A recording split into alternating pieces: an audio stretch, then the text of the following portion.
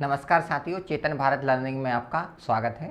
मैं हूं सीएम पटेल और आज हम चर्चा करेंगे समसामयिक घटनाओं पर। ऐसी समसामयिक घटनाएं जो राज्य व्यवस्था से संबंधित हैं और जिनसे आपके प्रारंभिक व मुख्य परीक्षा में प्रश्न बन सकते हैं, या एज अ रेफरेंस जब आप उत्तर लिखते हैं तो उस उत्तर शैली में या उत्तर के आप रेफरेंस के रूप में इनका प्रयोग कर सकते हैं। तो सबसे पहले हम देखते हैं कि 6 अगस्त से 12 अगस्त तक जो महत्वपूर्ण घटनाएं हुई हैं, इनसे संबंधित या कोई आर्टिकल आया है या आपकी मैगजीन में आया है या न्यूज़ या समाचारों में आया है, तो उनसे जो महत्वपूर्ण टॉपिक निकाले हैं जिनसे क्वेश्चन बन सकते हैं, उनको हमने शामिल किया है। तो आइए हम देखते हैं सबसे पहले कौन कौन से टॉपिक हम चर्चा करने वाले हैं। आज हम 3 टॉपिक देखने वाले हैं जो राज्य व्यवस्था से संबंधित या राज्य व्यवस्था के पेपर है ना, यहाँ पर आप देखेंगे पेपर 2, ठीक है। और एक जो हम टॉपिक देखेंगे राजनीति का अपराधीकरण, ये आपका पेपर 2 मतलब राज्य व्यवस्था के लिए। फिर पेपर आपका 4 जो आपका एथिक्स के लिए है।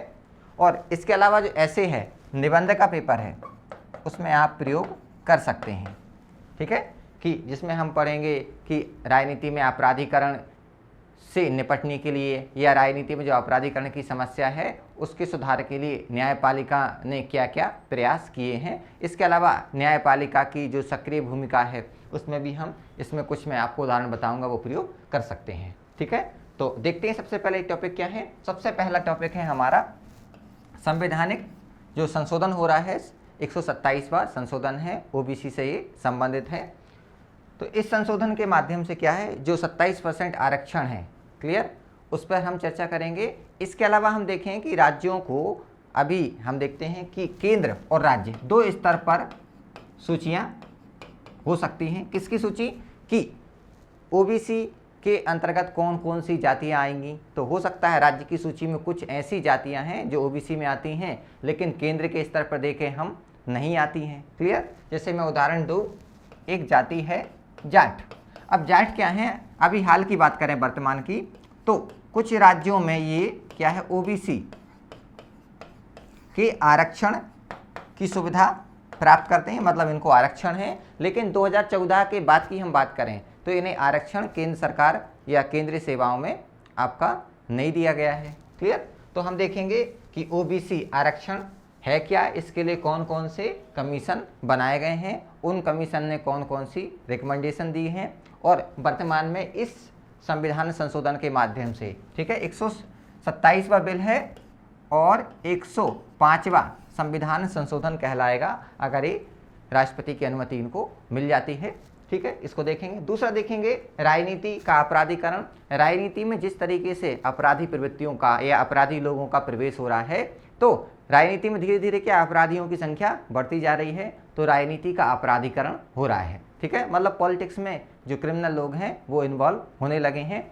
अब इसके क्या है, कुछ बुरे प्रभाव हमें देखने को मिलेंगे। जब आपराधिक प्रवृत्ति के लोग पहुंचेंगे तो जो नए कानून बनेंगे या जो शासन व्यवस्था चलेगी उसमें आपराधिक समावेश हो सकता है। तो उसके एस्पेक्ट देखेंगे सबसे पहले होता क्या है, ठीक है, और कितने जो सांसद विधायक हैं उन पर आपराधिक मामले दर्ज किए गए हैं। कोर्ट ने इसके संबंध में क्या क्या निर्देश दिए गए जिससे राजनीतिक अपराधीकरण को रोका जा सके और इसके क्या क्या इफेक्ट पड़ते हैं और हम कैसे इसको कम कर सकते हैं।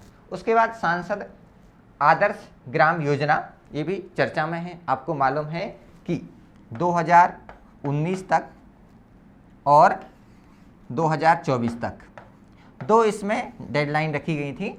2019 तक प्रत्येक सांसद को 3 मॉडल विलेज या 3 जो ग्राम हैं उनको आदर्श ग्राम के रूप में विकसित करना है और 2024 तक इनकी संख्या बढ़ाकर 8 ग्राम आपको डेवलप करना है। तो इसको हम देखते हैं कि कितने ग्रामों को अभी तक इसके तहत विकसित किया गया है। इसमें भी कुछ समस्याएं हैं कि बहुत सारे जो गांव हैं वो किसी सांसद के द्वारा अडॉप्ट ही नहीं किए गए हैं। बहुत सारे सांसद हैं जिन्होंने इस दिशा में कार्य नहीं किए हैं, कुछ सांसदों ने इसके लिए कार्य किए हैं। तो इसको हम देखते हैं कि ये योजना की सफलता या जिसकी हम बात करें कि ये अपने लक्ष्यों तक पहुंच पाई है या नहीं। तो इसके सारे एस्पेक्ट है क्या, कब चालू हुई, इसके तहत क्या क्या प्रावधान है और इसकी प्रगति देखेंगे, इसकी सफलता देखेंगे और वर्तमान में इसको सुझाव हो सकते हैं उन पर भी हम चर्चा करेंगे। तो ये 3 टॉपिक हमारे हैं जिन पर हम चर्चा करने वाले हैं।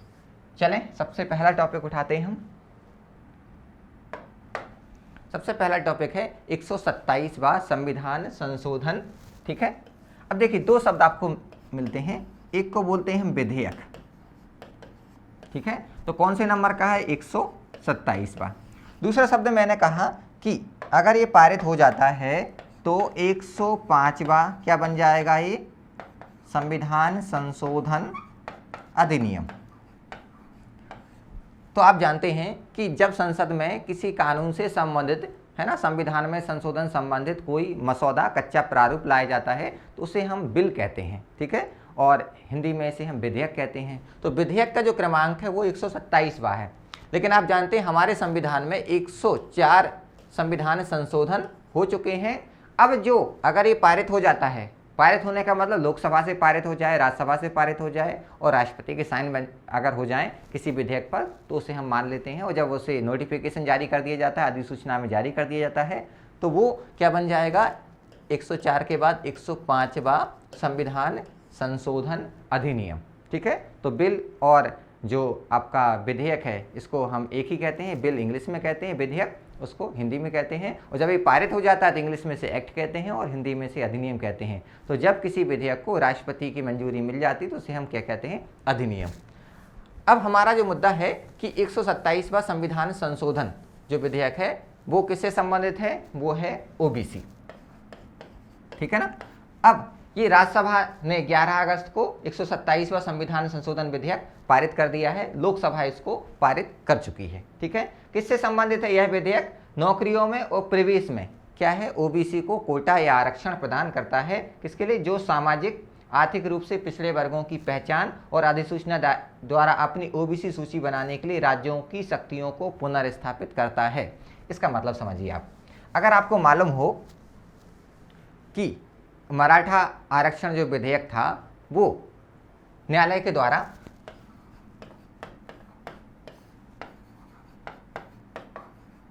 जो 13% आरक्षण था उसको न्यायालय के द्वारा क्या कर दिया? रद्द घोषित कर दिया। क्यों रद्द कर दिया? सर्वोच्च न्यायालय ने कहा कि जो आरक्षण है वो आरक्षण तय करने की जो शक्ति है वो किसके पास है? केंद्र सरकार के पास। ठीक है, तो राज्य ने, जो महाराष्ट्र राज्य ने मराठाओं के लिए आरक्षण क्यों दिया? ठीक है, ये आरक्षण देने का अधिकार नहीं है। आरक्षण क्या होना चाहिए कि राज्यपाल की सिफारिश पर राष्ट्रपति को सिफारिश दी जाए और राष्ट्रपति उसके आधार पर तय करता है कि हाँ ये जो जाति है वो पिछड़ी जनजाति है और उसको आरक्षण दिया जाए। दो तरीके से क्या किया जा सकता है? ओबीसी की सूचियों को जारी किया जा सकता है, राज्य स्तर पर और केंद्र के स्तर पर। ठीक है ना, राज्य स्तर पर राज्य क्या करता है? अपनी सूची जारी करेगा, क्लियर, और केंद्र स्तर पर अपनी सूची जारी करेगा। लेकिन इसमें बीच में कुछ ऐसे चेंजेस आए कि कभी केंद्र को ये शक्ति, केंद्र को हमेशा शक्ति रही कि वो राष्ट्रपति क्या करेगा? राज्यों से राज्यपाल की सिफारिश पर ये तय करेगा कि हाँ राज्य की इतनी जनजातियां हैं या इतनी जो जातियां पिछड़े वर्ग में शामिल होती हैं। अब राज्य को ये शक्ति है कि नहीं, तो पहले हम देखते हैं है, फिर बाद में देखते हैं कि हाँ इसमें कुछ चेंजेस आया और फिर से अब राज्य को ये शक्ति दी जा रही है कि वो अपनी राज्य में कौन जाति ओबीसी में शामिल होगी, अन्य पिछड़े वर्ग में शामिल होगी, वो ये तय कर सकता है। तो ये पुनर्स्थापित किया जा रहा है इस बिल के माध्यम से। लेकिन हम सुन रहे, अभी कह रहा था, मैं आपको बता रहा था कि मराठा आरक्षण बिल में कि न्यायालय ने कहा कि राज्य को ये शक्ति नहीं है, ये शक्ति किसको है? केंद्र सरकार को है। अब इस बिल के माध्यम से वो न्यायालय का जो निर्णय है उसको बदला जा रहा है या पुनर्स्थापित की जा रही शक्ति किसकी? राज्य की, कि राज्य भी तय कर सकेंगे कि हमारे राज्य में कौन सी जातियां हैं वो अन्य पिछड़ा वर्ग में शामिल होंगी। ठीक है, चल अब उससे पहले हम देख लेते हैं आरक्षण का थोड़ा बैकग्राउंड। आप जानते हैं कि 1953 में एक पिछड़ा वर्ग आयोग बना जिसे बोलते हैं हम काका कालेलकर आयोग। इस काका कालेलकर आयोग को हम पहले पिछड़ा वर्ग आयोग के नाम से जानते हैं। इस काका कालेलकर आयोग ने 1955 में अपनी रिपोर्ट दी और कुछ सामाजिक आर्थिक राजनीतिक कुछ सामाजिक और शैक्षणिक रूप से पिछड़े वर्गों की पहचान की कि हाँ ये कुछ वर्ग हैं जो पिछड़े हुए वर्ग हैं। लेकिन इन आयोग की या इस आयोग की सिफारिश को सरकार ने मानने से मना कर दिया। क्यों मना कर दिया? इसका कारण था कि जब हमारा देश आज़ाद हुआ तो हम देश के सामाजिक आर्थिक विकास के लिए कार्य कर रहे थे और इसके लिए हमने पंचवर्षीय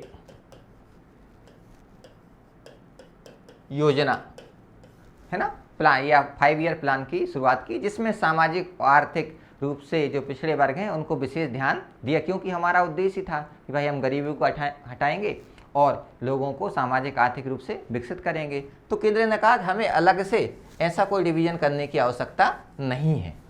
क्लियर है?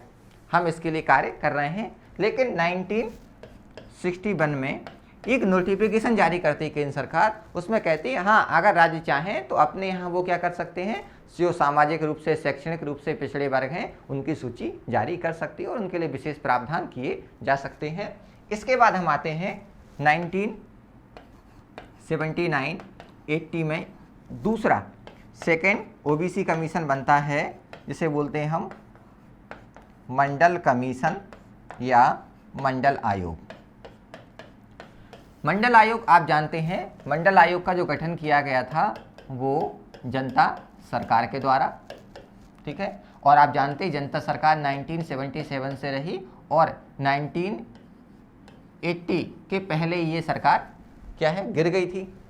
अब जनता सरकार के द्वारा इस ओबीसी कमीशन का गठन किया गया। ओबीसी कमीशन ने कहा कि 50% जनसंख्या क्या है, पिछड़ी है, जिसे जो सामाजिक रूप से पिछड़ी, जो शैक्षणिक रूप से पिछड़ी, इसे विशेष प्रावधान किए जाने चाहिए जिससे समाज की मुख्य धारा में से लाया जा सके, है ना। लगभग 3500 जातियों की इसमें पहचान की गई और इसके लिए आरक्षण के विभिन्न क्राइटेरिया तय किए गए। लेकिन अब चूंकि ये सरकार बदल गई तो 1980 में जब इंदिरा गांधी जी की सरकार आई तो उन्होंने इस सिफारिश पर कोई ध्यान नहीं दिया। पर क्या हुआ कि 1990 में, ठीक है, जब बीपी सिंह की सरकार आती है, पुनः इस सिफारिश को वो उठाते हैं और इस सिफारिश को बोलते हैं कि हम इसको लागू करेंगे। इसको लागू किया गया और ओबीसी को सरकारी नौकरियों में 27% आरक्षण दिया गया, ठीक है, 27% आरक्षण 1990 में दिया गया। अब जब ये आरक्षण दिया गया, इसके बाद एक सरकार आती है जिसे बोलते हैं नरसिम्हा राव सरकार। उसने इकोनॉमिक बेस्ड क्लास, देखिए ये 27% जो आरक्षण दिया गया था ओबीसी को, वो क्या था, जाति के आधार पर, ठीक है।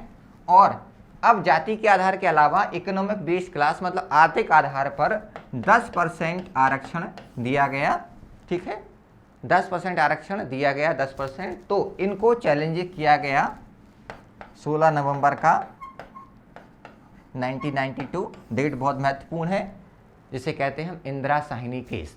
इंदिरा साहनी केस में इस 10% आरक्षण को अवैध घोषित कर दिया कि आर्थिक आधार पर आरक्षण नहीं हो सकता है। लेकिन कहा कि जो 27% आरक्षण दिया गया है वो जाति के आधार पर है, ठीक है। जो जातियां पिछड़ी हुई हैं उनको समाजवाद हमारा यही कहता है कि भाई सभी लोगों के लिए हम कार्य करेंगे, लेकिन समाज के जो पिछड़े वर्ग हैं उनको हम समानता के स्तर पर लाएंगे या समाज की मुख्य धारा में लाएंगे, और इसकी दिशा में ये कार्य किया गया है, ये सराहनीय है। तो जाति के आधार पर आरक्षण हो सकता है, जातिगत आरक्षण समानता का विरोधी नहीं है। हालांकि इसमें और भी निर्णय लिए गए जिसमें कहा गया कि जो आरक्षण की सीमा है वो 50% से अधिक नहीं होनी चाहिए। हालांकि कुछ विशेष परिस्थिति में इस जो कैप है 50% की सीमा है, इसको भी क्या है, ब्रीच किया जा सकता है। और आप देखें कुछ राज्यों में इसको किया गया है, वो इसलिए कि वहाँ पर आवश्यकता है इसलिए, लेकिन समानता नहीं होना चाहिए। और इसमें और भी निर्णय लिए गए थे कि इस आपका जो इंदिरा साहनी केस है जिसमें कहा कि आरक्षण 50% से अधिक नहीं होगा, ये समानता का विरोधी नहीं है, इसका जुडिशियल रिव्यू नहीं हो सकता है, ठीक है। अब आते हैं हम, अब ओबीसी के लिए आरक्षण मिल गया, लेकिन इसके लिए हम देखते हैं कि अनुच्छेद 340 में प्रावधान किया गया कि भाई एक कोई अधिकारी हो, कोई आयोग हो जो इसके लिए कार्य करेगा, ओबीसी के लिए कार्य करेगा। तो 1992 में हम देखते हैं एक ओबीसी आयोग स्थापित किया गया। तो क्या करेगा, ये अन्य पिछड़ा वर्ग के संबंध में, उनके विकास के संबंध में क्या करेगा, सिफारिश करेगा। अब इसको संवैधानिक दर्जा नहीं था, क्योंकि ये विधेयक के माध्यम से स्थापित हुआ था, एक वैधानिक दर्जा था। तो 2018 में 102वां संविधान संशोधन किया गया। इस संविधान संशोधन के माध्यम से ओबीसी जो आयोग है उसको संवैधानिक दर्जा दिया गया। क्लियर? अब हम आगे बात करते हैं। अब ये 127वां जो संशोधन विधेयक है इस पर हम आगे चर्चा कर रहे हैं कि अब 108वें संविधान संशोधन के माध्यम से जो प्रावधान किए गए थे उनमें क्या क्या बदलाव आया। अब इस 102वें संविधान संशोधन ने ये शक्ति किसको दी थी?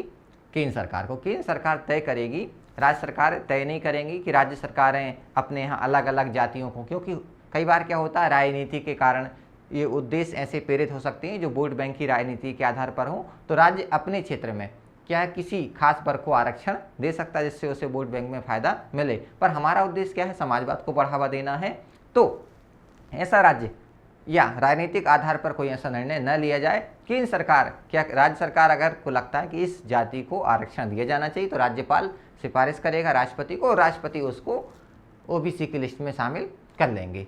मतलब यहाँ पर केंद्र को शक्तियाँ ज़्यादा दी गई। लेकिन हम देखते हैं हमारे यहाँ संघवाद, संघवाद मतलब केंद्र और राज्य दोनों मिलकर आपस में देश के विकास के लिए कार्य करेंगे, दोनों के मध्य शक्तियों का बंटवारा होगा और ये शक्ति किसके पास पहुंचेगी? केंद्र के पास। तो अब ऐसा हो कि भाई दोनों को शक्तियां होना चाहिए। क्लियर? कोर्ट ने भी यही बात बोल दी कि क्योंकि कोर्ट ने ये कहा कि जैसा प्रावधान है उसके हिसाब से केंद्र सरकार को ये शक्ति है, राज्य सरकार को शक्ति नहीं है कि वो आरक्षण तय करे। अब दोनों को शक्ति होनी चाहिए। तो इस निर्णय में संघवाद की भावना से प्रेरित है 127वां संशोधन। इसमें राज्यों की शक्तियों को पुनर्स्थापित किया जा रहा है, मतलब राज्यों को भी शक्तियां दी जा रही हैं कि वो भी इसके संबंध में निर्णय ले सकें कौन कौन सी जातियां ओबीसी या अन्य पिछड़े वर्ग की सूची में शामिल होंगी। ठीक है, चले आगे चलते हैं। ये हमने देखा कि वो उनको क्या कर रहे हैं? रिस्टोर कर रहे हैं राज्य की शक्तियों को। मई 2021 में सुप्रीम कोर्ट ने कहा कि अकेले केंद्र को सामाजिक और शैक्षणिक रूप से पिछड़े वर्गों, ठीक है, की पहचान करने और आरक्षण का लाभ प्रदान करने या दावा करने का जो अधिकार है वो राज्य सरकार को नहीं है। ठीक है, इस पर हम चर्चा कर रहे थे, इसी को अब चेंज किया जा रहा है। आगे न्यायालय ने कहा कि राष्ट्रपति या जिसे हम केंद्र सरकार कहें, बात एक ही है, अकेले अन्य सभी प्राधिकरणों को छोड़कर, मतलब और किसी संस्थान और किसी प्राधिकरण को नहीं, सिर्फ राष्ट्रपति को या केंद्र सरकार को सोशल इकोनॉमिक बेस्ड या सामाजिक आर्थिक रूप से जो पिछड़े वर्ग हैं उनकी पहचान करने का अधिकार है। और किसके तहत? अनुच्छेद 342A का जो पहला क्लॉज है कहता है कि राष्ट्रपति चाहे तो किसी जाति को पिछड़े वर्ग में शामिल कर सकता है और उसके बाद अधिसूचना जारी करेगा, नोटिफिकेशन जारी करेगा और वो जो जाति है वो पिछड़ा वर्ग में शामिल हो जाएगी। ठीक है, संविधान के उद्देश्य के लिए प्रत्येक राज्य और केंद्र शासित प्रदेश के लिए केंद्रीय सूची कौन? सामाजिक आर्थिक पिछड़े वर्ग के लिए एकमात्र सूची होनी चाहिए। मतलब राज्य की अपनी सूची नहीं हो, किसकी हो? सिर्फ केंद्र सरकार की सूची हो जो पिछड़े वर्ग में उसमें शामिल होंगे और उनको जो जो सुविधाएं मिलनी हैं वो सूची सिर्फ एक होगी, अपने राज्यों की अलग अलग सूची नहीं होगी, ऐसा कहा गया। और एक बार ये प्रकाशित होने के बाद अनुच्छेद 342A के A के तहत सूची को केवल अनुच्छेद 342A(2) के आधार पर संसद द्वारा अधिनियमित कानून के माध्यम से संशोधित किया जा सकता है। इसका मतलब समझिए, पहला अनुच्छेद क्या कह रहा है कि सबसे पहली बात तो कोर्ट ने कहा कि राष्ट्रपति ही तय करेगा कि कौन अन्य पिछड़ा वर्ग की सूची में शामिल होगा, ये सूची राष्ट्रपति तय करेगा, एक बात। ठीक है, उसके बाद हम देख रहे हैं कि अनुच्छेद 342 का पहला क्लॉज और दूसरा क्लॉज, पहले क्लॉज के तहत ये राष्ट्रपति को पावर मिल गई। अब राष्ट्रपति ने किन जातियों को अन्य पिछड़े वर्ग की जातियों में शामिल किया है, उन अन्य पिछड़े वर्ग की जातियों के संबंध में कानून बनाने की शक्ति किसको है? संसद को है। ये शक्ति मिलती है उसे दूसरे क्लॉज से, और ये दूसरे क्लॉज के तहत संसद शक्ति पाती है कि वो इसके संबंध में कानून बनाएगी। लेकिन इस क्लॉज में लिखा है कि वो जातियां जो राष्ट्रपति ने तय की हैं, किसके तहत? 342 के A के फर्स्ट क्लॉज के तहत, वो उन्हीं के संबंध में सेकंड क्लॉज के तहत संसद कानून बनाएगी। मतलब राष्ट्रपति ने कहा कि ये कुछ जातियां हैं जो इस सूची में आएंगी, अब इसके लिए कानून कौन बना देगी? संसद। ठीक है, ये प्रावधान दिया गया है 342 के A के दूसरे क्लॉज में, और ये तय करने की जो शक्ति है वो 342 के ए के पहले क्लॉज के तहत राष्ट्रपति को। तो ये दोनों क्लॉज आपको समझ में आए होंगे। एक कहता है पहला वाला कि राष्ट्रपति को ये पावर है, कौन सी सूची अन्य पिछड़े वर्ग में शामिल होगी तो राष्ट्रपति तय कर देगा। दूसरे क्लॉज में कह दिया कि संसद उसके लिए कानून बना देगी जिन जिन के लिए राष्ट्रपति ने शामिल किया था। अब देखिए जो हम पढ़ रहे हैं इसका ये थोड़ा क्रक्स है, न्यूज़पेपर में आया था कि 127वें संविधान संशोधन से क्या क्या होगा। पहले तो क्या है कि ये जो बिल है वो राज्यों की जो शक्ति है, राज्यों की शक्ति कौन सी जाति अन्य पिछड़े वर्ग में आएगी इसको तय करने की शक्ति अब राज्य को रिस्टोर की जा रही है। पहले राज्यों को ये शक्ति थी, लेकिन 2021 का मई 2021 का जो कोर्ट का निर्णय था उसमें कहा गया कि राज्यों को ये शक्ति नहीं है, तो इस शक्ति को वापस रिस्टोर किया जा रहा है। मतलब अब राज्यों को ये शक्ति मिल जाएगी कि कौन सी जातियां अन्य पिछड़े वर्ग में आएंगी राज्य के अंतर्गत, वो ये तय करने में सक्षम होगी इस संशोधन के बाद। ठीक है, या ऐसा कहें हम कि न्यायालय ने जो निर्णय दिया था वो न्यायालय के निर्णय को यहाँ पर बदला जा रहा है, राज्यों को यहाँ पर एम्पावर किया जा रहा है। क्लियर। अब ऐसा मत सोचिए कि राज्य या केंद्र सरकार इतनी उदार क्यों हो गई, इसलिए उदार हुई कि ये जो है ना ये हमारी संघवाद जो हमारा बोलते हैं ना कि हमारा भारत संघ है, केंद्र राज्य दोनों मिलकर काम करेंगे तो दोनों को शक्तियाँ होनी चाहिए, अकेले केंद्र को क्यों। ठीक है। दूसरा ये जो संशोधन है सर्वोच्च न्यायालय का जो निर्णय था मराठा रिजर्वेशन वाला, ठीक है, उसके क्या है उसको ये बदल देगा। कैसा बदल देगा कि भाई अब राज्यों को जब इनने कहा कि राज्यों को आरक्षण करने या आरक्षण देने का अधिकार नहीं है तो राज्यों में जो 671 जातियां आरक्षण का लाभ प्राप्त कर रही थी अब उनको दिक्कत हो जाएगी, उनको फिर आरक्षण का लाभ हो सकता ना मिल पाए। तो वो जो निर्णय था अब वो जो आदेश था वो लागू नहीं होगा। क्लियर। अब राज्य चाहें तो आरक्षण लागू कर सकते हैं। ठीक है। कैसे, लेकिन ओबीसी की लिस्ट उसकी प्रक्रिया है, ओबीसी की लिस्ट जारी करेगा कौन, आपका राज्य सरकार, लेकिन राज्यपाल को सिफारिश करेगा, राज्यपाल राष्ट्रपति के पास भेजेंगे और राष्ट्रपति उसको अप्रूव कर देंगे। अब समय समय पर ये भी मांग की जाती है कि जो कैप कर दिया है ना, कैप मतलब जो 100% अगर सीटें हैं तो उनमें से आपको मालूम है कि 50% सीटें और 50% दो भागों में बांटी गई कि जो आरक्षण होगा वो 50% से अधिक नहीं होना चाहिए और 50% ये आरक्षण जो 50% जो सीटें बचती हैं वो अनारक्षित होनी चाहिए, मतलब किसी के लिए रिजर्व नहीं होनी चाहिए। ठीक है, वो अनरिजर्व होनी चाहिए। इस कैप की सीमा को भी खत्म किया जाए, ऐसी मांग समय समय पर उठती रही है। और हालांकि ये कैप आपके जो कैप है जो 50% की जो सीमा थी उसको ब्रीच भी किया गया है। आप देखें 10% जो आर्थिक आधार पर आरक्षण है वो इससे ऊपर चला गया, 50% से ऊपर। कुछ राज्यों में विशेष आरक्षण दिए गए हैं, वहाँ पर भी ये गया है। वो जैसी ज़रूरत है, जैसे हमें ज़रूरत है समाजवाद के हिसाब से, जो हमें लोक कल्याण के लिए आवश्यक लगता है उस हिसाब से इसमें मांग चल रही है कि इसमें चेंजेस किया जाना चाहिए और एक कैप वाला जो कॉन्सेप्ट है उसे क्या है हटा देना चाहिए। ये क्रक्स है इसका। चलिए आगे देखते हैं। अब इस साल क्या हमें मालूम है कि 2018 में 102वां जो संविधान संशोधन अधिनियम हुआ जिसमें ओबीसी आयोग को संवैधानिक दर्जा दिया गया, उसकी संरचना का प्रावधान किया गया, उसकी शक्तियों का वर्णन यहाँ पर स्पष्ट किया गया। ठीक है, तो इसमें जो हम बात कर रहे हैं कि 2018 के 102वें संविधान संशोधन अधिनियम से अनुच्छेद 342 के बाद क्या है एक 338 भी जोड़ा गया था। हम जानते हैं कि 338 में एससी कमीशन हम पढ़ते थे, 338 ए में एसटी कमीशन, उसके बाद ये अलग जोड़ा गया 338 बी जहाँ पर ओबीसी कमीशन का प्रावधान किया गया, और 342 के बाद 342 का ये जोड़ा गया जहाँ पर मैंने अभी आपको बताया था कि राष्ट्रपति को ये पावर दी गई कि वो राज्यपाल के परामर्श से सामाजिक और शैक्षणिक रूप से पिछड़े वर्गों को शामिल कर सकेगा। कौन सी जातियाँ इस क्षेत्र की इस सामाजिक शैक्षणिक वर्ग की सूची में आएंगी या पिछड़े वर्गों की सूची में आएगी। और 338 जो बी है इसमें हम पढ़ते हैं 338 बी में 1, 2, 3 ऐसे 9 क्लॉज पढ़ते हैं। इसमें राष्ट्रीय पिछड़ा वर्ग आयोग से संबंधित कार्य हैं, उसकी शक्तियां हैं, उनको हटाएं कैसे, उनका कार्यकाल क्या होगा, तो ये सारे जो संबंधित प्रावधान हैं वो इसमें किए गए थे 338 बी में। किससे संबंधित, राष्ट्रीय पिछड़ा वर्ग आयोग से संबंधित। अब हम विधेयक की बात करें, इस विधेयक में क्या किया जा रहा है, तो इस विधेयक में अनुच्छेद 342 एक खंड में 1 और 2 तो हमने अभी चर्चा की है ना। अब क्या इसमें संशोधन किया जाएगा और तीसरा खंड भी जोड़ा जाएगा। पहला हमने चर्चा की थी खंड में कि राष्ट्रपति तय करेगा कौन सी जो जाति है वो इस सूची में आएगी। दूसरा हमने चर्चा की थी कि संसद उसके लिए कानून बनाएगी। अब तीसरा खंड जोड़ा जाएगा, साथ में क्या होगा 366 का क्लॉज नंबर 26। अब 366 में हम देखते हैं कि विभिन्न परिभाषाएं हमें देखने को मिलती हैं। 366 में 30 आपको क्लॉज मिलते हैं, उसमें 26 नंबर का क्लॉज है ना, 26 का जो गा है वो, और 338 का बी में जो 9 है इसमें चेंजेस होगा। अब 366 में क्या दिया गया है, इसमें ओबीसी की परिभाषा दी गई है, और 338 बी में मैंने आपको बताया 9 1 से लेकर 9 तक जो क्लॉज हैं जो ओबीसी कमीशन के संबंध में या इसकी शक्तियां, इसके कार्य के संबंध में प्रावधान करते हैं, इनमें चेंजेस होगा।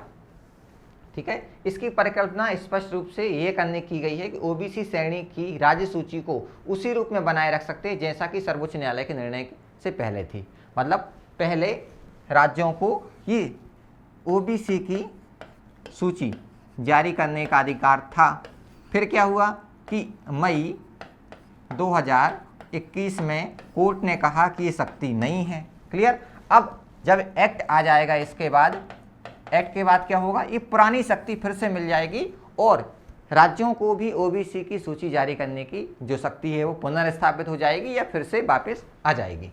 इसके बाद हम देखें कि अनुच्छेद 366 का 26C है, सामाजिक और शैक्षणिक रूप से पिछड़े वर्गों की परिभाषा तय करता है। मैंने आपको बताया। इसमें आगे बात करें हम, राज्य सूची को पूरी तरीके से राष्ट्रपति के दायरे से बाहर कर दिया जाएगा। इस एक्ट का अन्य प्रावधान देखें हम, और राज्य विधानमंडल द्वारा अधिसूचित किया जाएगा। अभी क्या हो रहा है कि राष्ट्रपति को राज्यपाल सिफारिश कर रहे हैं, तो ये पावर तो कहीं ना कहीं राष्ट्रपति के पास ही हो रही ना। अब पावर किसको दी जाएगी, यहाँ पर वहाँ की राज्य विधानसभा तय कर देगी कि हाँ ये जो सूची है वो अन्य पिछड़े वर्ग की रहेगी या निम्न जाति है वो अन्य पिछड़े वर्ग में शामिल होगी। अब आगे की बात करें हम कि अगर ये निर्णय बरकरार रहता तो जो ओबीसी के 671 जो जातियां हैं, समुदाय हैं, उन्हें शैक्षणिक संस्थानों में या सरकारी नौकरियों में जो आरक्षण मिल रहा था, जिनको आरक्षण की आवश्यकता है, जो समाज से पिछड़े वर्ग थे, अगर ये निर्णय लागू हो जाता कि राज्यों को कोई अधिकार नहीं है तो फिर इनका क्या होता, इन लोगों को आरक्षण का लाभ नहीं मिलता। तो कहते हैं इससे ओबीसी के कुल जो समुदाय हैं उनके 5वें हिस्से पर, लगभग 20% हिस्से पर एक बड़ा प्रभाव पड़ता। और हमारे साथ बड़ी समस्या है कि हमारे पास कोई केंद्रीय ऐसा कोई निगरानी तंत्र नहीं है जो ये बता सके कौन सी जाति पिछड़ी है, किसको आरक्षण का लाभ मिलना चाहिए, कौन पिछड़े वर्ग की सूची में शामिल होना चाहिए। ये तो राज्य कर सकते हैं, क्योंकि राज्यों में आप इसके लिए सिस्टम है और राज्य उनसे आमना सामना डेली होता है, तो इसलिए राज्यों को शक्ति होनी चाहिए। इसके अलावा हमारा जो भारत है वो कैसा संघीय ढांचा है कि राज्य को भी शक्ति हो, केंद्र को भी शक्ति हो, इसलिए राज्य को शक्ति देना आवश्यक है। संघीय ढांचा के कारण केंद्रीय निगरानी तंत्र नहीं है, इसलिए ये राज्यों को शक्तियां प्रदान की जाएं। अब बात करते हैं कि संविधान में संशोधन। ठीक है, संविधान में संशोधन हम जानते हैं 3 प्रकार से होते हैं, है ना, 3 प्रकार के आप कह सकते हैं। पहला जिसे कहते हैं हम सामान्य बहुमत से।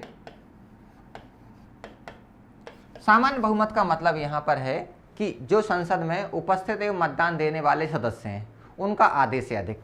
उदाहरण के लिए मैं लोकसभा का उदाहरण लेता हूँ। लोकसभा में 545 मेंबर हैं और उस दिन उपस्थित कितने हैं, मान लेता हूँ 400। तो 400 प्रेजेंट हैं और वोट कर रहे हैं, तो 400 का अगर हम आधा से अधिक करें तो 201 मेंबर अगर सहमत हो जाते हैं, अगर मतदान कर देते हैं, तो सामान्य बहुमत से प्रस्ताव पारित हो जाएगा। तो पहला संविधान संशोधन हो गया। दूसरे की बात करें हम, इसे बोलते हैं हम विशेष बहुमत।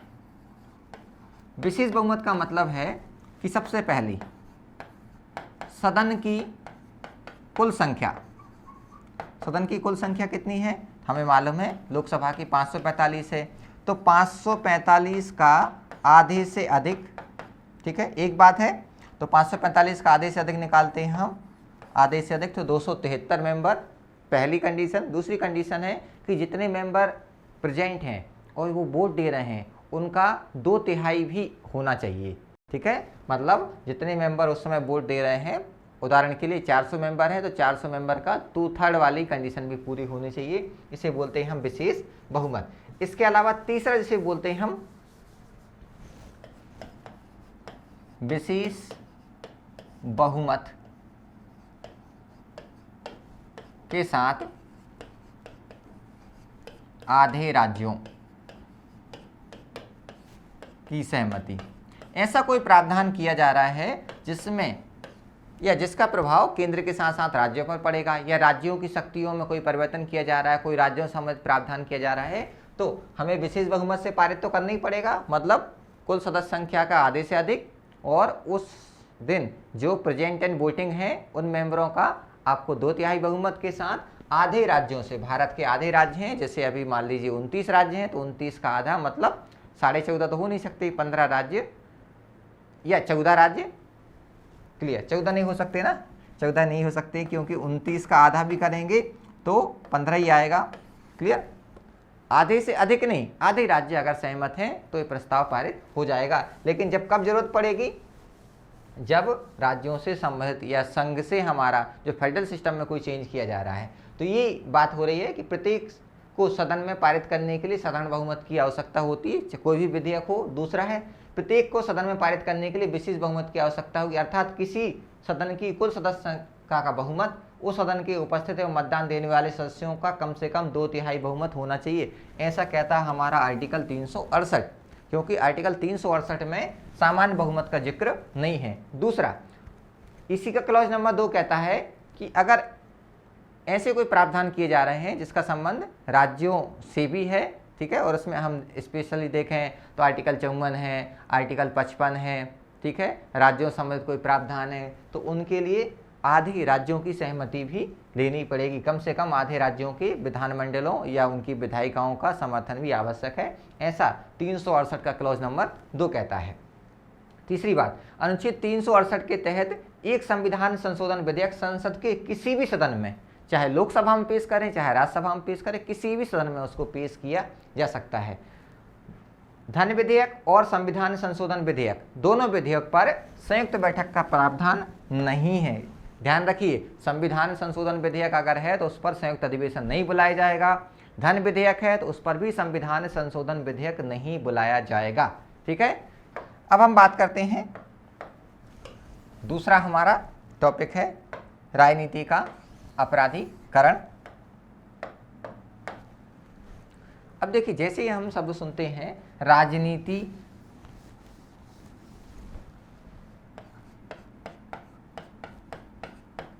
ठीक है, एक अलग वस्तु है, और यहाँ पर अपराधी लोग एक अलग इनका अपना ग्रुप है।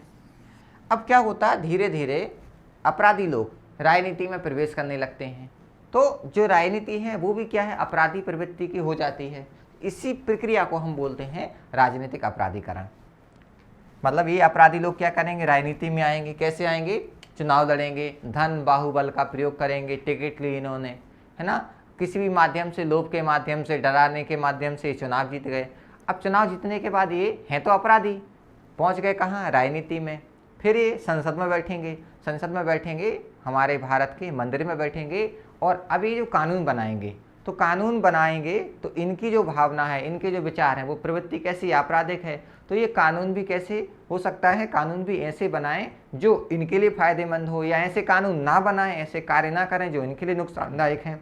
आप देखें ना, हम कितने लंबे समय से प्रयास कर रहे हैं कि आपराधिक प्रवृत्ति वाले लोगों को चुनाव में शामिल होने से रोका जाए। कोर्ट ने निर्णय दिया था, आपको मालूम है, बिहार चुनाव के पहले की बात है कि भाई जो आपराधिक प्रवृत्ति के लोग हैं उनको चुनाव में शामिल ना किया जाए। जो भी कोई व्यक्ति चुनाव लड़ रहा है तो उस पर कौन कौन से केस चल रहे हैं इसकी जानकारी सार्वजनिक किए जाए, इसके लिए ऐप बनाया जाए, इसकी साइट पर एक क्या है, अलग से होम पेज में एक कैप्शन रखा जाए कि भाई निम्न व्यक्ति पर कौन कौन से केस हैं। तो जब भी कोई व्यक्ति वोट देगा तो वो देखेगा कि हाँ इस व्यक्ति पर इतने केस हैं, तो वो अपना फिर चूज़ करेगा उसे वोट देना है कि नहीं, क्लियर।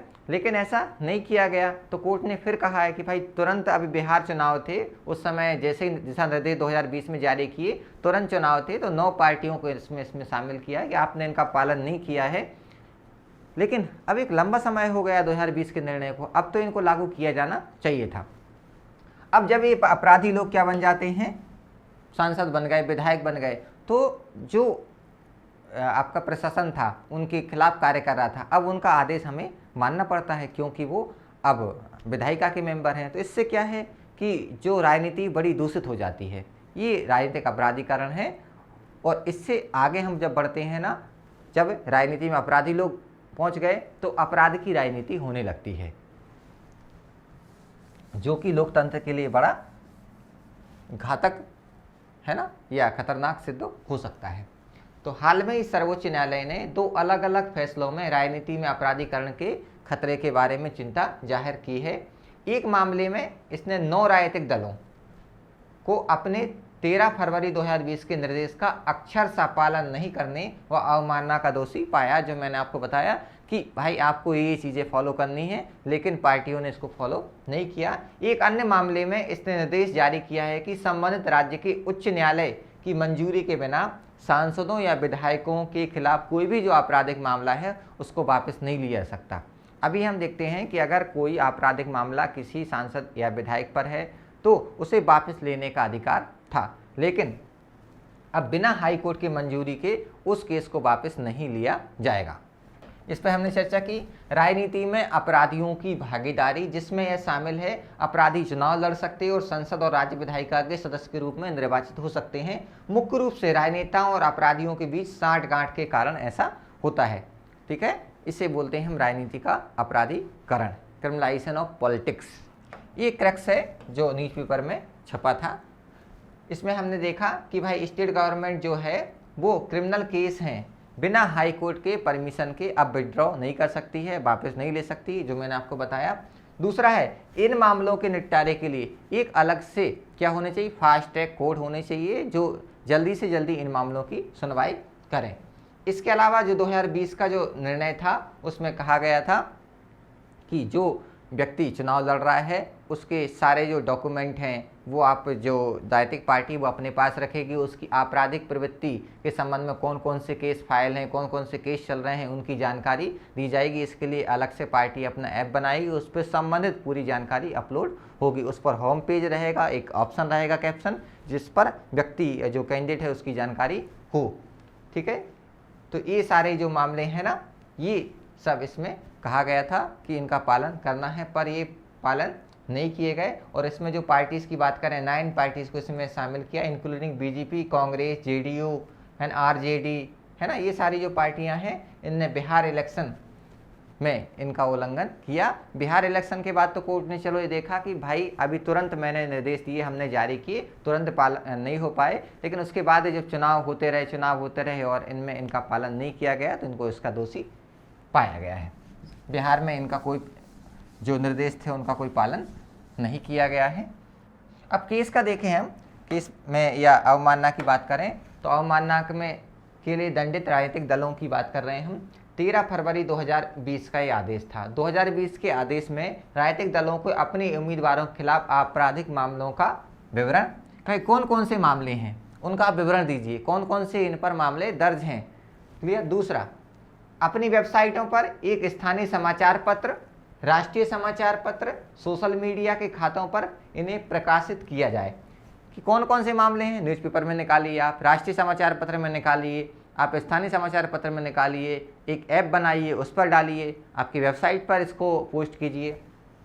यह उम्मीदवार के चयन के 48 घंटे के भीतर या नामांकन दाखिल करने की पहली तारीख से कम 2 सप्ताह पहले, जो भी पहले हो, भीतर किया जाएगा।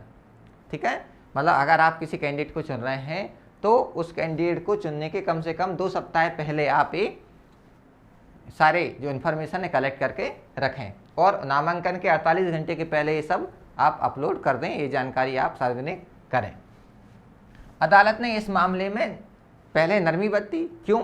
क्योंकि भाई अभी हाल में ही ये जारी हुआ था, लेकिन बाद में इनका प्रयोग किया जाना चाहिए था। राजनीतिक दलों को दिशा निर्देश दिया कि वे अपने होम पेज पर आपराधिक पृष्ठभूमि वाले उम्मीदवार का एक कैप्शन रखें। जैसे आप उस पर क्लिक करेंगे तो जिन जिन पर आपराधिक मामले दर्ज हैं उन उम्मीदवारों की लिस्ट जारी हो जाएगी। इसके लिए क्या करें, एक चुनाव आयोग, भारत के चुनाव आयोग को एक समर्पित मोबाइल एप्लीकेशन बनाने के लिए कहा कि चुनाव आयोग एप्लीकेशन बनाए, उस एप्लीकेशन में इनकी सबकी सूची डाली जाए, इनका इतिहास डाला जाए। अदालत ने सांसदों की अंतरात्मा से राजनीति के अपराधीकरण से निपटने के लिए कानून लाने की अपील की ना। कितना अच्छा शब्द कहा है कि आपकी अंतरात्मा, अंतरात्मा मतलब आपकी अंदर की आवाज़ से आप निर्णय लें और इसके लिए कानून बनाएं। अब समस्या क्या होती है कि हम अगर आपराधिक प्रवृत्ति के हैं तो हम क्या करेंगे, ऐसे कानून को सपोर्ट नहीं करेंगे। सपोर्ट करने से दिक्कत ही होगी, कल हमें ही दिक्कत हो तो हम ऐसा कानून क्यों बनाएं। तो कहा अंतरात्मा की आवाज़ सुनिए और इसके लिए कानून बनाइए। दूसरा केस है सांसदों और विधायकों के खिलाफ आपराधिक मामले वापस लेने के लिए उच्च न्यायालय की मंजूरी आवश्यक है। ठीक है, बिना उच्च न्यायालय की मंजूरी के जो सांसद विधायक हैं उनके खिलाफ जो मामले हैं, पहले क्या होता था कि जैसे हम देखते हैं कि नई सरकारें आती हैं, ठीक है, पार्टी बदलती है तो अपनी पार्टियों के जो केस हैं वो वापस ले लिए जाते हैं। क्लियर है, तो ऐसा अब नहीं किया जाएगा। बिना हाई कोर्ट की मंजूरी के अब जो लंबित मामले हैं वो केस वापस नहीं लिए जाएंगे और इन मामलों के निपटारे के लिए क्या होगा, फास्ट ट्रैक कोर्ट का गठन किया जाएगा। फास्ट ट्रैक कोर्ट क्या होते हैं, जो मामले हैं उनकी जल्दी सुनवाई के लिए इनका गठन किया जाता है समय समय पर। नवंबर 2017 में सर्वोच्च न्यायालय ने सुनवाई के लिए प्रत्येक राज्य में विशेष अदालतें स्थापित करने का आदेश दिया था और देश भर में 12 ऐसी अदालतें काम कर रही हैं जो राजनीतिक अपराधीकरण से संबंधित मामलों की सुनवाई करती हैं, जिसका निर्णय जल्दी से जल्दी लिया जा सके।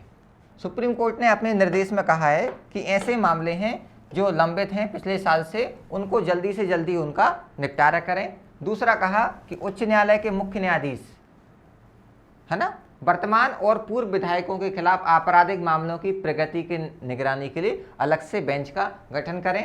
सांसदों या विधायकों के खिलाफ मुकदमा चलाने वाले विशेष न्यायालयों या सीबीआई न्यायालयों की अध्यक्षता करने वाले न्यायिक अधिकारियों को अगले आदेश तक उनका ट्रांसफ़र न किया जाए। ऐसा कि वो सुनवाई कर रहे हैं फिर उनका ट्रांसफ़र कर दिया तो उनका सुनवाई के दौरान उस समय उनका ट्रांसफ़र ना किया जाए। सभी उच्च न्यायालयों के न्यायाधीशों की पोस्टिंग और उनके समक्ष लंबित निपटाए गए मामलों की संख्या का विवरण प्रस्तुत करने को कहा कि आप बताइए, हाई कोर्टों से कहा कि आप भी बताइए आपके पास कौन कौन से मामले लंबित हैं, कितने समय से लंबित हैं, किस न्यायाधीश की बेंच में है, अब तक कौन सी कार्यवाही की गई है, इन सारे के बारे में आप विवरण दीजिए। ठीक है, तो हाई कोर्ट को यहाँ पर ये निर्देश दिया गया है, सरकार को तो दिया गया है, हाई कोर्ट को भी निर्देशित किया गया है। अब इससे फायदा क्या होगा, इस फैसले का हम सिग्निफिकेंस देखें, महत्व देखें तो एक ऐसा कदम है जो राज्य सरकारी की शक्तियों के ऐसे समय में महत्वपूर्ण रूप से निपटने को कह रहा है कि भाई राजनीतिक अपराधीकरण पर एक बड़ा मामला या बड़ी संख्या में लोग आने लगे हैं तो इसको यहीं पर रोक दिया जाए। ठीक है, जिससे जो हमारी राजनीति है वो दूषित न हो पाए। ठीक है, दंड प्रक्रिया संहिता की धारा 321 ये कहती थी कि अगर किसी राजनीतिक व्यक्ति है, वो आपराधिक प्रवृत्ति का, उस पर कोई केस है, राज्य सरकार चाहे तो उस केस को वो या उसके जो एसपीओ हैं, जो सरकारी वकील हैं, वो कभी भी वापस ले सकते हैं। ठीक है, इसको अब हटा दिया गया कि भाई नहीं, अब बिना हाई कोर्ट की अनुमति के आप कोई केस राजनीतिक प्रकृति या राजनीतिक अपराधी व्यक्ति पर लगाया गया है, सांसद पर लगाया गया है, विधायक पर लगाया गया है, उसका वापस नहीं ले सकते बिना हाई कोर्ट की परमिशन के। हाई कोर्ट की परमिशन यहाँ पर लेना ही होगा। और आप देखें ना, ऐसे मामले आपने कई बार सुने होंगे कि फलानी सरकार आई, फलानी सरकार ने अपने जो पुराने या अपने साथी थे या अपने जो सांसद विधायक थे उनके केसों को वापस ले लिया। ठीक है, ऐसा समझ सकते हैं आप कि कोई एक्स पार्टी थी पहले, ठीक है, एक्स पार्टी के समय वाई पार्टी के जो मामले थे उनको नहीं लिया गया। ठीक है, सिर्फ अपनी पार्टी के मामलों को लौटा लिया गया। जब वाई पार्टी की सरकार आई तो वाई पार्टी की सरकार ने एक्स पार्टी के जो सांसद विधायक थे उनके मामलों को वापस नहीं लिया, है ना। वाई पार्टी मतलब अपनी पार्टी के निर्णयों के या जो अपनी पार्टी के जो लोग थे उनके केसों को वापस लिया। ऐसा आप अमूमन कई बार देखते हैं। अब इसका कारण क्या है, क्यों राजनीतिक जो अपराधीकरण है उसको नहीं रोक पा रहे हैं? तो सबसे मेन कारण है राजनीतिक इच्छा शक्ति की। मतलब खुद राजनेता ही नहीं चाहते कि ऐसा कोई कानून लाया जाए, क्योंकि अगर उनने ऐसा कानून लाया तो सबसे पहले तो वही रुक जाएंगे। तो वो जनप्रतिनिधि अधिनियम 1991 में संशोधन के लिए उचित उपाय करने के बावजूद राजनीतिक दलों के बीच एक अनकही समझ बनी हुई है। सभी इसमें सहमत हैं कि जो संसद को राजनीति के अपराधीकरण को रोकने के लिए मजबूत कानून बनाने से रोकती है, मतलब कोई भी पार्टी इसके लिए कोई कदम नहीं उठाती और दूसरी कोई पार्टी इस बात को कहता नहीं कि इसके लिए कानून है। सब मिलजुल कर इसके लिए मतलब एक अनिच्छा टाइप की जाहिर करते हैं। इनके अंदर कोई विल पावर हमें देखने को नहीं मिलती है। फिर जो कानून है वो सही तरीके से लागू नहीं होते हैं। एक तो बहुत सिस्टमेटिक कानून नहीं है, जो कानून है वो भी लागू नहीं हो रहे हैं, ये बड़ी समस्या है। इसलिए राजनीतिक अपराधीकरण की समस्या बनी हुई है। फिर क्या है, अपना स्वार्थ मुद्दा आता है कि अगर किसी पार्टी, बात करते हैं हम, मान लेते हैं कोई पार्टी है, ये पार्टी ने, ये व्यक्ति बहुत फेमस है इस क्षेत्र में, इसको क्या मिल सकती है, वोट मिल सकती हैं, पर ये कैसा है, आपराधिक प्रवृत्ति का है। अगर इसके लिए कानून लाया तो इस व्यक्ति को क्या टिकट नहीं दी जाएगी, तो ये क्षेत्र में जो वोट मिल सकती थी उस व्यक्ति के नाम पे, उसमें समस्या हो सकती है। दूसरी समस्या है कि ऐसे लोग जो धन बाहुबल का प्रयोग करते हैं, अपराधी प्रवृत्ति के लोग हैं, तो ऑब्वियसली उनके पास पैसा होता है, जो पार्टी को फंड मिलता है वो फंड भी कमी हो जाएगी, तो अपना आर्थिक है, जो वोट बैंक की जो राजनीति है उस पर थोड़ा नेगेटिव इफेक्ट पड़ सकता है। इसलिए अपने निहित स्वार्थ के कारण ऐसा कानून नहीं लाते हैं और सामुदायिक संकीर्ण है ना, जो नैरो थिंकिंग का जो चश्मा उसके आधार पर देखते हैं कि हाँ तुरंत का लाभ देखते हैं, लॉन्ग टर्म या दीर्घकालीन लाभ पार्टियां नहीं देखती हैं।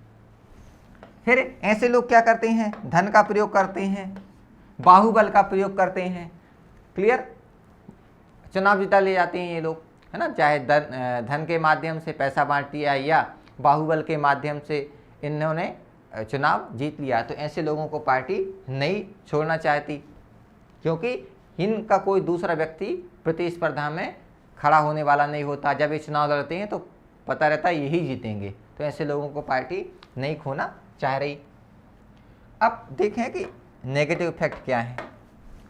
सबसे बड़ी समस्या है कि जो उम्मीदवारों के पास ऑप्शन होना चाहिए था कि अच्छा व्यक्ति इनमें से कौन है जो उम्मीदवार हैं, अब 4 या 5 या 6 उम्मीदवार हैं, 6 के 6 क्या हैं, आपराधिक प्रवृत्ति के हैं, तो उसका जो चयन करने का दायरा है वो बहुत सीमित हो जाता है। और ये लोकतंत्र का मतलब ही है कि जनता अपने हिसाब से चयन करे, पर उसके लोकतंत्र के अधिकार को कम किया जा रहा है, चयन के अधिकार को कम किया जा रहा है। दूसरी समस्या देखते हैं, कानून तोड़ने वाले कानून बनाने वाले बन जाते हैं, इससे सुशासन में लोकतांत्रिक प्रक्रिया की प्रभावशीलता प्रभावित होती है। ठीक है, कहते हैं कि जो आपराधिक प्रवृत्ति का व्यक्ति है, जो कानून तोड़ते चला आ रहा था, अब वो कानून बनाने बन गया, तो वो कैसे कानून का पालन करेगा, वो कैसे सही तरीके से कानून बनाएगा। ठीक है ना, इसमें आपने सुना हो, कुछ लोग बोलते हैं ना, या शिव खेड़ा का आपने नाम सुना हो, वो कहते हैं कि जिन्हें हम अपने बच्चों का गार्जियन नहीं बना सकते, है ना, उन्हें हम देश का गार्जियन कैसे बना देते हैं। ठीक है, वो यही लोग हैं। फिर लोकतांत्रिक व्यवस्था में अस्वस्थ प्रवृत्तियां भारत के राज्य संस्थानों की प्रकृति और इसके निर्वाचित प्रतिनिधियों की गुणवत्ता खराब छवि को दर्शाती है। जब इनमें खुद क्वालिटी नहीं है, इनकी प्रवृत्ति गड़बड़ है, तो उनके द्वारा काम किए जाएंगे वो क्वालिटी वाले बिल्कुल नहीं होंगे, इनके जो कार्यों की प्रवृत्ति होगी वो उनकी प्रवृत्ति के हिसाब से होगी। इससे चुनाव के दौरान और बाद में काले धन का प्रचलन बढ़ता है। अपराधी लोग हैं, बिल्कुल काला धन आएगा इनके पास, तो इससे काला धन की जो प्रवृत्ति है वो बढ़ जाती है। समाज में भ्रष्टाचार बढ़ता है, भ्रष्टाचार बढ़ता है तो लोक सेवक के कामकाज को प्रभावित करता है। लोक सेवकों को ऑर्डर जारी किए जाते हैं तो उन्हें काम करना पड़ता है, तो जो जनता को सेवा मिलनी होती है उस सेवा की गुणवत्ता कम हो जाती है, और सेवा की गुणवत्ता कम हो गई मतलब लोकतंत्र में जो है, लोकतंत्र का जो सूचकांक है वो गिरता है, लोकतंत्र का सही पालन नहीं हो रहा है, जनता को सेवा नहीं मिल रही है, जनता के अधिकारों का उल्लंघन हो रहा है, ये चक्र चलता रहता है। ठीक है, यह समाज में हिंसा की संस्कृति का परिचय देता है। ठीक है, और युवाओं के अनुसरण के लिए एक बुरी मिसाल कायम करता है और शासन प्रणाली के रूप में लोकतंत्र में लोगों के विश्वास को कम करता है। अब आपराधिक प्रवृत्ति के लोग हैं, वो सांसद विधायक बन गए, उनके आसपास के जो फॉलोअर लोग रहेंगे वो भी हिंसा को बढ़ावा देंगे। किसी ने कुछ बोला तुरंत समझते ही आप कि उनसे बोलना दिक्कत हो जाएगी। इससे एक नई संस्कृति जन्म लेती है, वो हिंसा को बढ़ावा देती है, और जो हमारी महान संस्कृति जो अहिंसा को, सहिष्णुता को बढ़ावा देती है, उसको क्षति पहुंचती है। तो आप देखें एक छोटी सी चीज़ से कितना पूरा सर्कल बढ़ रहा है। पूरे देश की जो व्यवस्था है, जो सामाजिक व्यवस्था, राजनीतिक व्यवस्था, सांस्कृतिक व्यवस्था है, वो सब गड़बड़ होती चली आ रही है। ठीक है, इसलिए रोकना इसको बहुत आवश्यक है। अब देखते हैं कि राजनीति को अपराध से मुक्त करने के लिए कुछ निर्णय लिए गए हैं जिनका ऐतिहासिक इफेक्ट है। पहला मामला है एडीआर बनाम यूनियन ऑफ इंडिया में सर्वोच्च न्यायालय ने कहा कि चुनाव लड़ने वाले उम्मीदवार की आपराधिक पृष्ठभूमि, उसकी शैक्षणिक योग्यता, उसकी व्यक्तिगत संपत्ति, इसकी जानकारी को सार्वजनिक करना क्या है, कंपलसरी, अनिवार्य किया जाए। लिली थॉमस के केस में कहा कि सुप्रीम कोर्ट ने जो जन प्रतिनिधित्व अधिनियम है इसकी एक धारा 8 और उसका क्लॉज नंबर 4 कहता था, जिसे खारिज कर दिया, ये कहता था कि जिसने दोषी सांसदों को उच्च न्यायालय में अपील करने के लिए 3 महीने की अवधि की अनुमति दी थी। मतलब अगर आपको निचली अदालत ने अपराधी घोषित कर दिया, अब क्या करेंगे आप, 3 महीने का आपको पीरियड दिया गया, उस 3 महीने के अंदर आप क्या कर सकते हैं, हाई कोर्ट में अपील कर सकते हैं। ठीक है, अब अपील कर सकते हैं तो उस समय आप चुनाव भी लड़ सकते हैं, क्योंकि आप आरोपी, ऐसा समझिए कि यहाँ किसी न्यायालय ने आपको दोष सिद्ध घोषित किया, इसमें आप हाई कोर्ट में गए, ठीक है ना, और यहाँ से आप फ्री हो गए यहाँ पर जाकर, तो आप क्या चुनाव लड़ सकते हैं। ठीक है, यह 3 महीने का आपको एक्स्ट्रा समय मिल गया। ठीक है, सजा पर रोक लग गई उस समय, तो ये कुछ फायदे हो सकते थे, इसको रद्द कर दिए। अब 3 महीने का समय आपको नहीं दिया जाएगा, आप करना तो इमीडिएटली आप अपील करें, बाद में नहीं। नेक्स्ट केस था पीपुल्स बनाम यूनियन फॉर सिविल लिबर्टीज बनाम यूनियन ऑफ इंडिया। सरल शब्दों में याद रखें, पीपुल्स यूनियन वाले केस में क्या कहा सर्वोच्च न्यायालय ने 2013 में कि जो नोटा है, इसे बोलते हैं हम नन ऑफ दीज अबव, ये ऑप्शन रखा जाए। अब 2013 के इस निर्णय के बाद आपको मालूम है कि नोटा तो शामिल किया गया, पर नोटा में बड़ी समस्या अभी ये है कि अगर नोटा में किसी को 50% से अधिक वोट भी मिल जाते हैं, ठीक है, इससे कम वाला कोई व्यक्ति है जिसे 40% वोट मिले हैं, वो जीत जाता है, इस नोटा का कोई मतलब नहीं रह जाता। हालांकि होना तो ऐसा चाहिए कि अगर, ठीक है, 2 ऑप्शन हो सकते हैं इसमें, अगर नोटा में सबसे ज़्यादा किसी को वोट मिलते हैं 50% या सबसे ज़्यादा 40% है, मान लीजिए दूसरे को 30 मिले हैं, 20 मिले हैं और 10 मिले हैं, तो फिर ये चुनाव क्या होना चाहिए, रद्द घोषित होना चाहिए। इससे अच्छा और भी हो सकता है कि अगर 20 या 30% एक क्राइटेरिया फिक्स कर लें या 25% फिक्स कर लें कि अगर 25% से अधिक मतदान अगर नोटा पर होता है तो जितने उस लिस्ट में उम्मीदवार थे उनकी 10 साल के लिए या एक पंचवर्षीय के लिए क्या है, अब चुनाव में दावेदारी खत्म कर दी जाएगी, अब वो अगले 10 साल तक चुनाव नहीं लड़ सकते हैं। तो ये बड़ा साहसिक कदम होगा, इससे क्या होगा कि जो आपराधिक प्रवृत्ति के लोग हैं वो इससे डरने लगेंगे। आगे बात करें हम, दूसरा केस है पब्लिक इंटरेस्ट फाउंडेशन। ठीक है, और एक अन्य और मामला था भारत संघ का 2014 में, और इसके अलावा जो विधि आयोग की रिपोर्ट थी उसमें भी कहा गया कि मौजूदा सांसदों और विधायकों के संबंध में उनके खिलाफ आरोप तय होने के 1 वर्ष के भीतर परीक्षण समाप्त कर दिया जाए। सूचना प्रगतिकरण पर सर्वोच्च न्यायालय का निर्णय कि भाई ये जो इन्फॉर्मेशन है उसको आप सार्वजनिक करें। लोक प्रहरी बनाम भारत संघ का मामला 2018, चुनावी जो बॉन्ड है उसकी योजना लागू की गई कि जो आप चंदा देंगे वो बॉन्ड के रूप में देंगे, अब नकदी के रूप में नहीं देंगे। तो इससे पता चल जाएगा कि कौन से लोग चंदा दे रहे हैं, कहाँ से आपको चंदा मिल रहा है। ठीक है, और पार्टियों का जो अवैध रूप से जो चंदा था वो चंदा अब नहीं आएगा। आगे हम क्या कर सकते हैं, सरकारी तंत्र को हमें क्या पारदर्शी बनाना है, जवाबदेह बनाना है, और व्यापक रूप से बनाने के लिए उसके स्वरूप को बदलने की जरूरत है। लोगों को, मतलब जो मतदाता हैं, उनको अपने अधिकारों के प्रति जागरूक करना पड़ेगा कि भाई ऐसे व्यक्ति को चुने आप जो कैसा है, स्वच्छ है, जो देश के सामाजिक आर्थिक विकास के लिए काम करेगा, जो आपराधिक प्रवृत्ति का नहीं है। राजनीति के अपराधीकरण और भारतीय लोकतंत्र पर इसके बढ़ते हानिकारक प्रभाव को रोकने के लिए क्या करना पड़ेगा, राजनीतिक दलों के द्वारा अनिच्छा को देखते हुए भारतीय अदालतों को अब और गंभीर आपराधिक आरोपी वाले लोगों के चुनाव लड़ने पर प्रतिबंध लगाने पर गंभीरता से विचार करना चाहिए। अगर संसद तय नहीं कर रही है तो कोर्ट इसके लिए फिर क्या गंभीरता से निर्णय ले और इसके लिए लागू करे कि भाई जो आपराधिक प्रवृत्ति के लोग हैं अब उन्हें चुनाव लड़ने नहीं दिया जाएगा, उसके लिए दिशा निर्देश जारी किए जाएं। तो इस तरीके से हम क्या कर सकते हैं, आपराधिक प्रवृत्ति वाले लोगों को इसमें आने से रोक सकते हैं।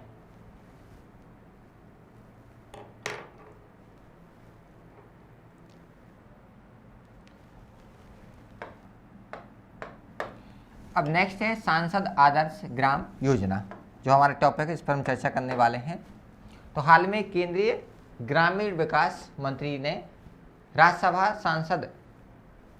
में सांसद ग्राम योजना, इसको काट देना, इसको काट के फिर से, चलिए नेक्स्ट टॉपिक है हमारा सांसद आदर्श ग्राम योजना।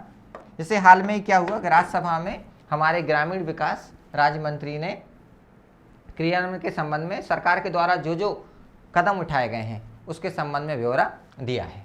ठीक है, अब हम बात कर रहे हैं सांसद आदर्श ग्राम योजना। तो पहले हम समझें कि ये आदर्श ग्राम या जो मॉडल विलेज हैं वो क्या हैं, उनमें क्या क्या सुविधाएं होंगी।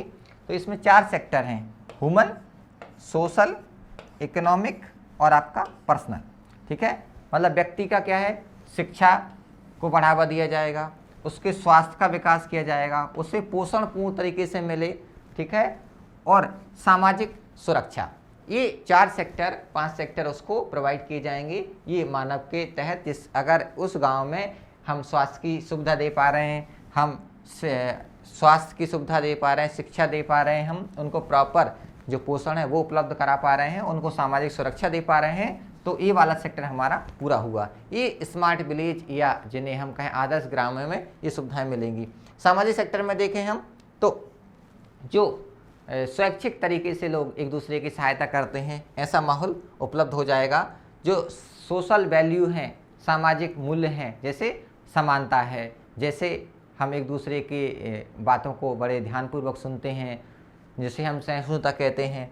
फिर सामाजिक न्याय है, गुड गवर्नेंस, ठीक है, सुशासन, जनता की इच्छा के अनुरूप कार्य करने वाला जो प्रशासन है वो उपलब्ध होगा ये सामाजिक सेक्टर में। इसके अलावा दूसरा हम देखें कि व्यक्तिगत बात करें हम तो उसकी पर्सनल वैल्यू, स्वच्छता, जो सांस्कृतिक विरासत है वो, और व्यक्ति के व्यक्तित्व उसके व्यवहार में सकारात्मक परिवर्तन आए।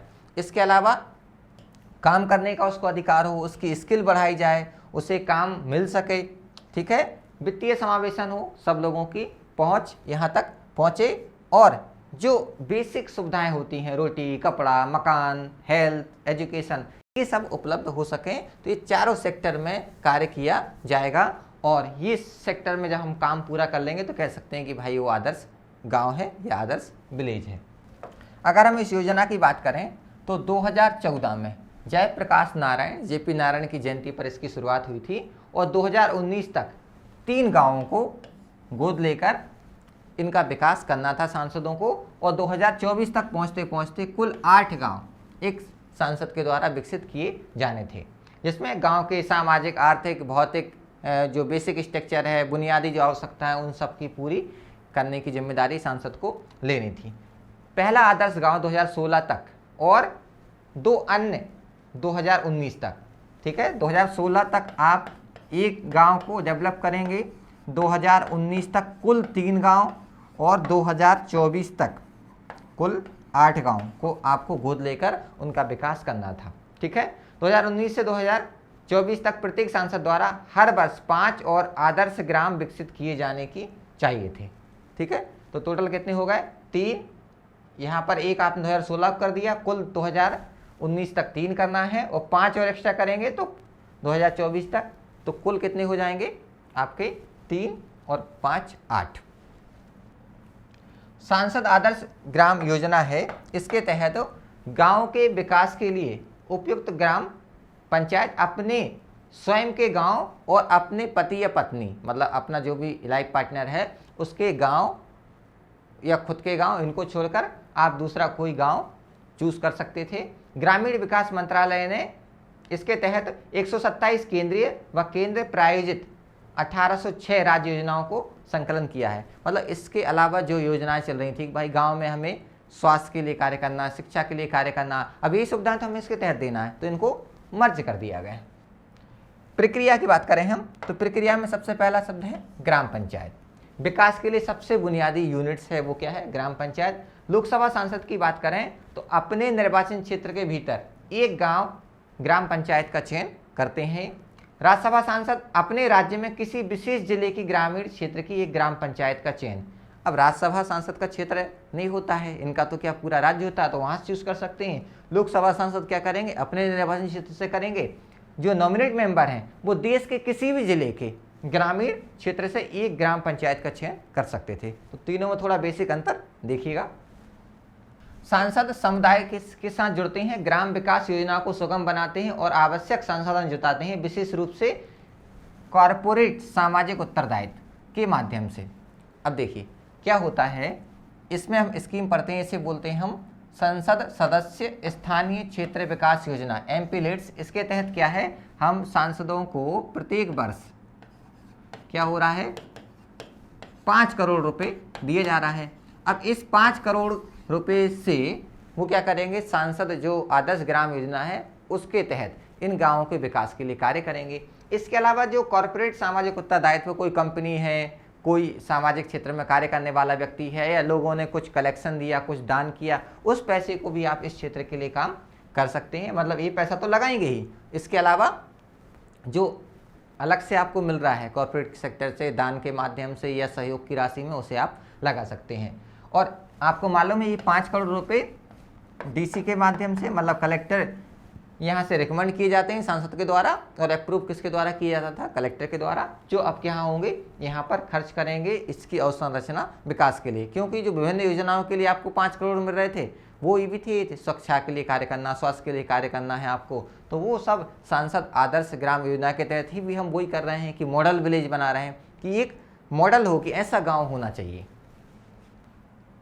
पंचायतों को चयन देखें हम मुद्दे में, सबसे पहला है आपका पंचायतों के तहत कि अभी तक 2111 ग्राम पंचायतों की पहचान की गई है और उसमें 1618 ने अपनी विकास योजना तैयार की है। इतनी पहचान की और इतने में से मात्र 1618 ने अपनी विकास योजना तैयार की है। इन गांवों के लिए कुल लगभग 80,000 गतिविधियां, मतलब 79316 गतिविधियों की योजना बनाई गई हैं। और लागू करने की बात करें तो सिर्फ 50,000 के आसपास, मोटा मोटा देखें 20,000 कम इनका पूरा किया है, इतनी गतिविधियां बनी हैं। ब्याज और धन की कमी है। सांसद आदर्श ग्राम योजना गांव में सांसदों ने एमपीलेट्स के तहत महत्वपूर्ण धनराशि आवंटित नहीं की। मतलब जो सांसदों को पैसा मिला, अब वो सांसदों को डायरेक्ट नहीं मिलता, वो कैसा कि सांसद उसको रिकमेंड करते हैं किसके, कलेक्टर के लिए, कलेक्टर वहाँ से अप्रूव करता है। अब कलेक्टर ने कहा कि भाई इसके अलावा हमें इन सेक्टर पे काम करना है, तो सांसद आदर्श ग्राम योजना में से हम क्यों खर्च करें, तो ये खर्च ही नहीं हो पाई। फिर राजनीतिक इच्छा शक्ति की कमी, बहुत सारे जो हैं वो इसमें रुचि नहीं दिखा पाए, तो जवाबदेही और राजनीतिक इच्छा शक्ति की कमी के कारण जो सांसद आदर्श ग्राम योजना है इसकी अवधारणा क्षेत्रीय अधिकारियों तक नहीं पहुंच पाई है। घोषणा के साथ मुद्दे हैं कि यहाँ तक कि कुछ जिलों में आदर्श ग्राम घोषित किए जा चुके हैं, लेकिन खुले में शौच से वो आज भी मुक्त नहीं है। लिखित रूप में वो क्या है, आदर्श ग्राम घोषित हो चुके हैं, लेकिन अगर आप प्रैक्टिकली रूप आप देखें, व्यवहार में जाकर देखें, तो खुले में शौच से मुक्त भी नहीं हो पाए हैं। तो ये मुद्दा है। पंचायत का चयन में भी दिक्कत जा रही है, ब्याज और इसकी जो धन है उसकी कमी है, राजनीतिक इच्छा शक्ति की कमी है, और घोषणा के साथ ही प्रॉब्लम आ गई कि आदर्श ग्राम तो घोषित हैं लेकिन उनमें वो बेसिक सुविधाएं ही नहीं हैं। इसके अलावा देखें हम, नेक्स्ट है सीमित इसका प्रभाव, है ना। कुछ सांसद जहां सक्रिय हैं और कुछ बुनियादी ढांचे का विकास हुआ, लेकिन जो वास्तविक लाभ मिलना था वो विकास नहीं हो पाया है।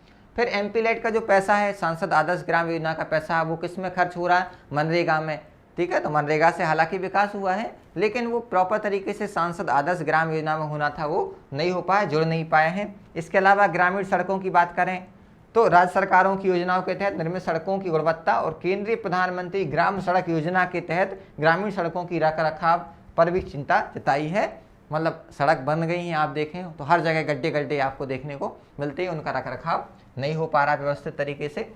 सांसद आदर्श ग्राम योजना का उद्देश्य विभिन्न योजनाओं के सामंजस्य से जुड़ा हुआ है, मतलब बाकी योजनाओं को इससे मर्ज करके, क्योंकि हमारा जो उद्देश्य है मॉडल विलेज बनाना या मॉडल गांव का निर्माण करना, और सारी जो योजनाएं हैं वो भी क्या करें, गाँव को विकसित करना चाहती है, मॉडल बनाना चाहती हैं, तो इनको मर्ज कर दिया जाए और उनको सिस्टमेटिक इसमें काम किया जाए, और सांसदों को इसके प्रति उत्तरदायी घोषित किया जाए, क्योंकि जो सांसद हैं वही इसके लिए उत्तरदायी हैं, तो उस उत्तरदायित्व को परिभाषित किया जाए। सांसद आदर्श ग्राम योजना सामुदायिक भागीदारी इस पर बढ़ाई जाए। अभी समुदाय की जब तक भागीदारी नहीं होगी तब तक हम विकास सुनिश्चित नहीं कर सकते हैं। तो गांव के विकास के लिए गांव के निवासियों की सहभागीदारी या उनकी भागीदारी बहुत आवश्यक है, उनकी गतिविधियों के बिना ये संभव नहीं हो पाएगा।